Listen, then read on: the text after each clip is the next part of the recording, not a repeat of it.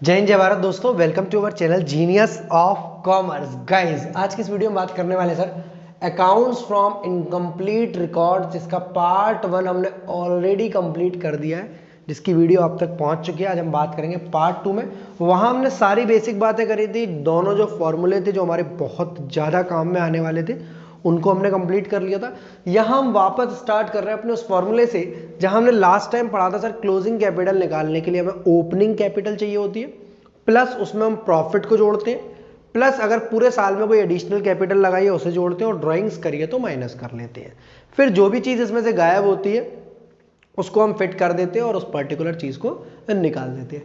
आज हमने बुक वाला फॉर्मूला उठाया है सर, उसी फॉर्मूले से जो आपका क्लोजिंग कैपिटल ओपनिंग कैपिटल वाला फॉर्मूला था कि प्रॉफिट निकालने के लिए अगर आपको क्लोजिंग कैपिटल दी है, मैंने बुक वाला फॉर्मूला जो आपको रटना सा पड़ता था बट समझ लोगे, ये क्लोजिंग कैपिटल उस तरफ थी तो वे सारी आइटम्स इधर वाले उधर आ जाएंगे और प्रॉफिट आप लोग निकाल देंगे। तो प्रॉफिट निकालने के लिए सर आपको क्लोजिंग कैपिटल में ड्राइंग्स को जोड़ देना है और ओपनिंग कैपिटल और एडिशनल कैपिटल को माइनस करना है। ऐसा क्यों करते हैं? जैसे मानकर चलो मेरी ओपनिंग कैपिटल थी 5 लाख और क्लोजिंग कैपिटल थी 8 लाख। अगर कुछ भी नहीं है क्वेश्चन में तो 3 लाख रुपए का प्रॉफिट हो जाएगा मेरा, 5 लाख से 8 लाख।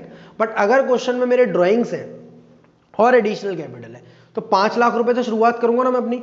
5 लाख में 1 लाख की ड्राइंग्स थी तो मेरी बचेगा कितना? 4 लाख। और 4 लाख में 2 लाख रुपए की मैंने एडिशनल कैपिटल जोड़ी तो कितना हो गया? 6 लाख। मतलब प्रॉफिट कितना है इस बार? 2 लाख रुपए। 5 से 8 चले तो वही कॉन्सेप्ट है सर। प्रॉफिट निकालने के लिए हमें क्लोजिंग कैपिटल में ड्राइंग्स को जोड़ना है, plus drawings minus opening capital और माइनस एडिशनल कैपिटल। पर सर ये तो आप लास्ट वीडियो में करा चुके हो, तो फिर यहाँ क्यों करा रहे हो? यहाँ कराने के पीछे क्या ऑब्जेक्टिव है? तो सर मैं आपको ये बताने वाला हूँ बात कि जो आप प्रॉफिट यहाँ पर कैलकुलेट करते हो वो अब तक के क्वेश्चंस के लिए सही था, बट इस बार आपके प्रॉफिट्स में कुछ एडजस्टमेंट और देगा, क्वेश्चन में कुछ एडजस्टमेंट लिखकर देगा। तो आप जो प्रॉफिट निकालोगे, the above profit is profit before adjustment. जो आपने अबव प्रॉफिट, जो ऊपर प्रॉफिट निकालना है, ये प्रॉफिट बिफोर एडजस्टमेंट है। आपको इसमें वो एडजस्टमेंट और करनी पड़ेंगी। अगर एक्सपेंसेस और लॉसेस है तो आपको माइनस करने पड़ेंगे, और अगर प्रॉफिट्स और इनकम्स है तो आपको प्लस करनी पड़ेंगी। तब आपका जो प्रॉफिट निकलेगा वो निकलेगा प्रॉफिट्स आफ्टर एडजस्टमेंट। मतलब जो प्रॉफिट आपने निकाला है उसको बोलेंगे प्रॉफिट बिफोर एडजस्टमेंट। इसी में हम लोग लेस कर लेंगे सारे एक्सपेंसेस और लॉसेस जो कि हमारे एडजस्टमेंट्स में दिए होते हैं, और ऐड कर लेंगे सारे इनकम्स और एसेट्स को। तो एक एक करके सिंपल कॉन्सेप्ट है। लेस क्या करेंगे हम? All types of losses and expenses. ये आपने ऑलरेडी फाइनेंशियल स्टेटमेंट्स और फाइनेंशियल स्टेटमेंट विद एडजस्टमेंट वाले चैप्टर बहुत ब्रीफ लेवल पर पढ़ रखे हैं मुझसे भी और डीके गोयल सर की बुक से भी। तो वही वाली चीजें वापस आ रही हैं आपके पास। तब भी आपको ये एडजस्टमेंट में दी होती थी चीजें, क्या क्या sir? All types of losses and expenses given in adjustment. अगर कोई एक्सपेंस या लॉस बेड डेट्स के नाम से दिया हुआ है तो आप उसे इस प्रॉफिट में से घटा लोगे, क्योंकि बेड डेट्स सर लॉस होता है। Trading profit and loss account में डेबिट साइड जाता है, हमारा लॉस होता है, और इस लॉस को माइनस करेंगे क्योंकि हमें प्रॉफिट आफ्टर एडजस्टमेंट निकालना है। हमें सही प्रॉफिट निकालना है। ये बेटा सही प्रॉफिट है, ये वाला बुक में इस टाइप के क्वेश्चन से मैंने उसी वे में लिखा हुआ है। ये हमें निकालना है profits after adjustment. Balance sheet में जो कैपिटल में जाकर ऐड होगा वो ये वाला होगा, ये वाला नहीं होगा अगर क्वेश्चन में एडजस्टमेंट दी होती है तो। बेड डेट्स लेस करोगे। अगर बेड डेट्स के अलावा कभी प्रोविजन फॉर डाउटफुल डेट्स या provision for discount on debtors देता है, मतलब ये वो लॉस होता है जो होने वाला लॉस है। बेड डेट्स हो चुका लॉस है, और प्रोविजन फॉर डाउटफुल डेट्स और provision for discount on debtors कैसे निकलता है? कहीं कंफ्यूजन है कोई तो कमेंट में मुझसे बता दो, मैं इससे रिलेटेड वीडियो आपको दे दूंगा और आप इस चीज को बहुत प्यार से सीख लोगे। कभी भी कोई गलती बेड डेट्स या प्रोविजन फॉर डाउटफुल डेट्स या provision for discount on debtors से रिलेटेड नहीं होगी। इनको बेड डेट्स को भी लेस करना है क्योंकि लॉस है, प्रोविजन फॉर डाउटफुल डेट्स को भी लेस करना है क्योंकि ये भी लॉस होने वाला है, और provision for discount on debtors को भी लेस करना है क्योंकि ये भी लॉस होने वाला है। इनके अलावा अगर डेप्रिसिएशन दिया है फिक्स्ड एसेट्स का, और आउटस्टैंडिंग एक्सपेंसेस दिए हैं, कोई आउटस्टैंडिंग सैलरी दी है, कोई आउटस्टैंडिंग रेंट दिया है, कोई आउटस्टैंडिंग कमीशन दी है, तो आप इनको भी लेस कर लेंगे because all are expenses and losses. जो भी चीजें ट्रेडिंग पी&एल के डेबिट साइड में जाती हैं हम उनको लेस करेंगे, और जो क्रेडिट साइड में जाती हैं उनको हम ऐड करेंगे। मैंने यहाँ लिख दिया है ट्रेडिंग एंड पी&एल में डेबिट साइड वाले एक्सपेंस या लॉस है माइनस होंगे, यहाँ पर माइनस कर दिए जाएंगे, डिडक्ट कर दिए जाएंगे। ट्रेडिंग पी&एल में डेबिट साइड वाले एक्सपेंस या लॉस माइनस किए जाएंगे, एंड क्रेडिट साइड वाले इनकम से तो प्लस किए जाएंगे। और प्लस में आपके लिए लिखा है मैंने प्रीपेड एक्सपेंस, एक्रूड इनकम्स और provision for discount on creditors. तो सर ऐड होने वाली चीजें प्रीपेड एक्सपेंसेस, एक्रूड इनकम्स और provision for discount on creditors, मतलब आउटस्टैंडिंग एक्सपेंस है तो लेस होगा और प्रीपेड है तो ऐड होगा। इनकम्स हमारी एक्रूड है, कोई इनकम्स रह गई है तो हमारा प्रॉफिट को बढ़ाएंगी तो हम इनको क्या कर देंगे, ऐड कर देंगे। और provision for discount on creditors, अगर क्वेश्चन में provision for discount on debtors हमारा लॉस होता है और provision for discount on creditor हमारा फायदा होता है, वो प्रॉफिट जो हमें मिलने वाला। क्लियर है यहाँ तक कहानी, सब बच्चों को समझ में आ रही है प्रॉफिट्स आफ्टर एडजस्टमेंट। अब कुछ बच्चों को डाउट हो रहा है यहाँ पर कि सर ये तो समझ में आ रहा है बैड डेट्स हमारा लॉस है, प्रोविजन हमारा लॉस है, डेप्रिसिएशन लॉस है, बट आउटस्टैंडिंग एक्सपेंसेस या प्रीपेड एक्सपेंस ये तो हमारे सर एसेट और लाइबिलिटी होते थे या लाइबिलिटी और एसेट होते थे, इनका इस प्रॉफिट लॉस से क्या मतलब। छोटी सी बात याद रखना, जब आप आउटस्टैंडिंग सैलरी आपके एडजस्टमेंट में दी होती थी, याद है फाइनल अकाउंट्स के टाइम पर मैंने कॉन्सेप्ट वीडियो 1 में समझाया था, लिंक डिस्क्रिप्शन में दिया हुआ है, यहाँ पर आपको दिख रहा होगा। जब मैंने financial statement with adjustment part 1 समझाया था तो मैंने आपको बताया था ये जो outstanding salary, outstanding rent, outstanding commission, outstanding wages होती है, इनको आप पर्टिकुलर एक्सपेंस में जाके जोड़ देते हो। याद है आपको या नहीं याद है? क्योंकि एंट्री बनती salary account debit to outstanding salary, but वो बनी नहीं है। तो इस पर्टिकुलर एक्सपेंस को जो कि है लाइबिलिटी, पे फ्यूचर में करना है, बट अभी अभी आप इसको एक्सपेंस या लॉस मान रहे हो तो आप ट्रेडिंग या प्रॉफिट एंड लॉस में डेबिट कर दोगे, और जो भी चीजें ट्रेडिंग या प्रॉफिट एंड लॉस में डेबिट होंगी उनको हम यहां से माइनस करेंगे। मतलब इनका नाम आउटस्टैंडिंग सैलरी है बट अल्टीमेटली ये सैलरी है। समझ आ रही है मेरी बातें? इनका नाम प्रीपेड इंश्योरेंस है बट अल्टीमेटली वो, मतलब आप ये बताना चाह रहे हो सर जो एक्सपेंसेस में ऐड करते थे या एक्सपेंसेस से लेस करते थे वैसे वाला करना है? जी सर, जो एक्सपेंसेस में आप ऐड करते थे ना वो आपका एक्सपेंसेस भी होता था, तभी तो आपका एक्सपेंस बढ़ता था, प्रॉफिट कम होता था। वो जो आप एक्सपेंसेस में ऐड करते थे वो डेबिट साइड में शो होते थे, और जो डेबिट साइड में शो होंगे वो यहां से माइनस करने पड़ेंगे। तो ये आउटस्टैंडिंग एक्सपेंस आपका लायबिलिटी की तरह तो बैलेंस शीट में देखेगा, बट आप इस आउटस्टैंडिंग एक्सपेंस को उस पर्टिकुलर एक्सपेंस में जोड़ते थे, सैलरी में, रेंट में, वेजेस में, कमीशन में। याद आ रहा है? जी सर आ रहा है। सिमिलरली प्रीपेड इंश्योरेंस को आप इंश्योरेंस प्रीमियम से घटा देते थे, मतलब ये हमारा इस साल का खर्चा नहीं है, और इस साल का खर्चा नहीं है तो हमें इसे यहां पर ऐड करना पड़ेगा। सर ऐड क्यों करें, लेस करो बेटा, मैं प्रॉफिट निकाल रहा हूं ना, मैं खर्चे थोड़ी ना निकाल रहा हूं, मैं प्रॉफिट निकाल रहा हूं, बिफोर एडजस्टमेंट और आफ्टर एडजस्टमेंट। इसमें से सारे एक्सपेंसेस लॉसेस माइनस कर दो और जितनी भी चीजें एसेट जैसी रिलेटेड, इनकम जैसी रिलेट कर रही हो उन्हें प्लस कर दो। जो भी चीजें एडजस्टमेंट में दी होंगी बस उनका काम करना है, बाकी मुझे किसी को देखना नहीं है। पॉइंट नंबर 3 तो मोस्ट इंपॉर्टेंट, मोस्ट बेहतरीन पॉइंट है। मतलब क्यों? क्योंकि सर इसको देखकर बच्चे डर रहे हैं बहुत ज्यादा कि सर हमसे ये वाले क्वेश्चन नहीं होने वाले, और ये क्वेश्चन आपके 11th क्लास के लिए इंपॉर्टेंट। तो अगर आप आगे जाके फ्यूचर में सीए या सीएमए जैसा कोई कोर्स करते हो, बीकॉम, बीबीए, एमबीए का फाइनेंस का कोर्स करते हो, तो ये चैप्टर आपके अगेन काम में आने वाला, इतना वाला पार्ट बहुत ज्यादा इंपॉर्टेंट है। 11th में तो आएगा ही आएगा, आगे भी आएगा। If any information is given regarding credit sales, cash received from debtors, credit purchases, cash paid to creditors, provision for doubtful debts, provision for discount on debtor, creditor, इस टाइप की चीजें अगर दी हैं, मतलब ऐसी चीजें दी हैं जो डेटर या क्रेडिटर, सेल या परचेज, बीआर, बीपी, इनसे रिलेटेड कोई इंफॉर्मेशन दे रहा है आपको, तो आपको बेटर है कि आप उनका टोटल डेटर या टोटल क्रेडिटर अकाउंट बनाना है, क्योंकि आपको वर्किंग नोट में ये बनाना पड़ेगा। क्या होता है ये अकाउंट और कैसे बनता है ये अकाउंट, और कितने अच्छे प्यार से हम इस अकाउंट को सीख सकते ताकि ये हमारा बहुत इजी हो जाए, क्योंकि हमें इससे डर लग रहा है। सर बहुत आसान है। सबसे पहली बात बताओ, डेटर एसेट होती है या लायबिलिटी? सर डेटर एसेट होती है। एक बार ये सीख गए ना, ये बहुत आसान है। तो डेटर एसेट होती है आपकी, डेटर एसेट होती है, इसका मतलब इसका बैलेंस डेबिट होगा, तो आपको डेबिट में रखना है ओपनिंग बैलेंस और क्रेडिट में रखना है क्लोजिंग बैलेंस। मतलब 2016 वाला बैलेंस इधर और 2017 वाला बैलेंस इधर, 2019 वाला बैलेंस इधर और 2020 वाला बैलेंस इधर, 2022 वाला बैलेंस इधर और 2023 वाला बैलेंस इधर। मतलब पुराने साल का ओपनिंग और नए साल का क्लोजिंग बैलेंस होता है। समझ में आ रही है बातें? डेबिट बैलेंस में रखना है ओपनिंग और क्लोजिंग में रखना है क्रेडिट में रखना है क्लोजिंग बैलेंस। सबसे पहले आप दो बातें सीख लो डेटर अकाउंट की, सिर्फ डेटर सीखने, क्रेडिटर अपने आप सीख जाएंगे हम। अब इनसे रिलेटेड बात करो तो कोई डेटर बनता कब है? जब आप उसे क्रेडिट सेल्स करते हो। अगर आप उधार पर सामान नहीं बेचोगे तो कभी डेटर जैसी चीज पिक्चर में दिखेगी नहीं। सर याद आ रहा है, मैं एक बात बताओ, जब आप उधार सामान बेचते ही जाओगे तो डेटर बढ़ते जाएंगे नहीं बढ़ते जाएंगे? याद करो, X debit to sale, Y debit to sale, Z debit to sale, A debit to sale, Ram debit to sale, Shyam debit. Sir समझ में आ गया? ये जितने लोग डेबिट हो रहे हैं यही तो आपके डेटर हैं।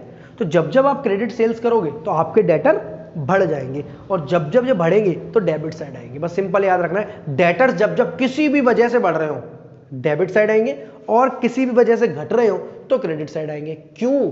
क्योंकि सर डेटर का डेबिट बैलेंस होता है, डेबिट मतलब बढ़ना और क्रेडिट मतलब घटना। सर क्रेडिटर का भी नहीं दिमाग में मतलब क्रेडिटर का, डेटर मतलब डेबिट मतलब बढ़ना और क्रेडिट मतलब घटना। जब जब ये डेबिट साइड होंगे किसी भी वजह से तो डेटर बढ़ रहे होंगे, और बढ़ने की वजह जान लो। पहले हमारा ओपनिंग बैलेंस आएगा सबसे पहले। इसके अलावा अगर पूरे साल में आपने क्रेडिट सेल्स करी है, जितनी भी करी हो, अगर इंफॉर्मेशन दी है डायरेक्ट तो डायरेक्ट लिख दो, नहीं तो टोटल सेल में से कैश सेल्स माइनस करो। यहां ध्यान देना बेटा, टोटल में से क्या माइनस करो, कैश सेल्स माइनस कर दो। इस वजह से आपके डेटर बढ़ जाते हैं। सर और किस किस वजह से, अभी 2 मिनट रुक जाओ। इस वजह से आपके डेटर बढ़ते हैं। किस वजह से, एक तो आपका ओपनिंग बैलेंस, ये तो डेटर है ही आपका। दूसरी बात, मतलब आपका ओपनिंग बैलेंस है मानकर चलो 25,000 रुपीज, और आपने पूरे साल में 1 लाख रुपए की सेल करी, तो अब डेटर कितने हो जाएंगे, 25 plus 1 lakh, 25 plus 1 lakh, 25 plus 1 lakh. सब समझ में आ गया। मतलब डेटर का एक ओपनिंग बैलेंस इधर और क्रेडिट सेल्स इधर। अभी 2 बातें जो मैंने छोड़ दी, उन्हें छोड़ कर ही रखो, साथ साथ लिखते जाओगे तो समझ में अच्छा आएगा।